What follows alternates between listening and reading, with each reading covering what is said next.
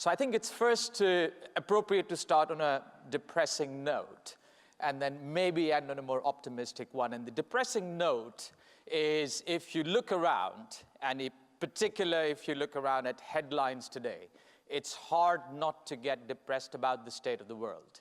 It's hard not to get depressed about the state of institutional investors. It's hard not to get depressed about the challenges facing the asset management industry. And in particular, given the results of the poll, for the vast majority of us who live in Europe, these are dark times. And if within Europe you happen to be the holder of just one passport, and that passport happens to be a UK passport, then it's particularly a bad time. Anyways, I think it's important to look at the state of the global economy and separately maybe the financial system, and then particularly look at the interplay between the two. So if you were just to look around broadly, what has been going on is there has been a definite structural break in the economic fortunes of the OECD, particularly since the economic crisis. If you look at average OECD growth over the past few decades before that, it averaged about 5% or so, or 4% in some countries. And that has now seemingly structurally gone down to just about 1.5%, which is a big, substantial shift. And I don't think the world or the citizens of the OECD have quite sort of adjusted to this new normal yet. Now, economic growth historically, if you look back long enough, especially in sort of recent decades, has come in about half of the contribution has come from favorable demographics. So the increase of working age populations, and about the other half has come from increases in productivity. Now, that makes up for some depressing thinking. In particular, if you look at the significant, substantial shift in the demographic fortunes of the OECD, the average birth rate in the EU today is 1.58, much below the replacement 2.1 ratio.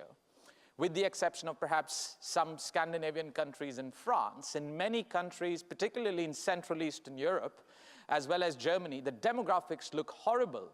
And what's interesting is it's exactly in many of these countries, particularly Central Eastern Europe, where the demographics look the most horrible, the anti-immigrant sentiment is perhaps the strongest.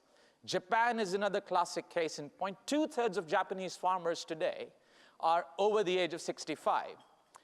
I think it was about 4 years back that the sale of adult nappies to tackle incontinence in old people exceeded the sale of nappies for children in Japan. And yet, even third-generation Koreans in Japan are referred to the equivalent of pakis, completely inappropriate in the United Kingdom. But that is how poor the welcome of immigrants in Japan is. So it's a very strange situation in mostly, and Germany is an exception there, particularly with its recent Willkommenkultur. But with that exception, most countries that most need immigrants within the OECD are not going to be getting any because they don't want any. So the demographic situation perhaps is even worse than it looks on surface, because many of the things we can be doing to tackle that are not going to get done. So that takes away about half of the driver of growth. The other half, which comes from productivity increases, has also stagnated.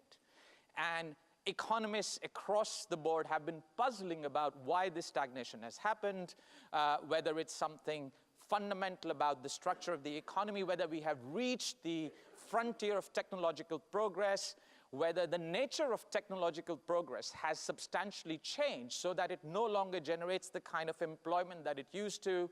These are unanswered questions, but the reality is very clear that productivity growth is also stagnating. So the new reality, I think it's safe to say, is that for the foreseeable future, particularly within the EU and the Eurozone, but also more broadly in the OECD, we are not going to be seeing growth rates that are much in excess of maybe 1.5–2%.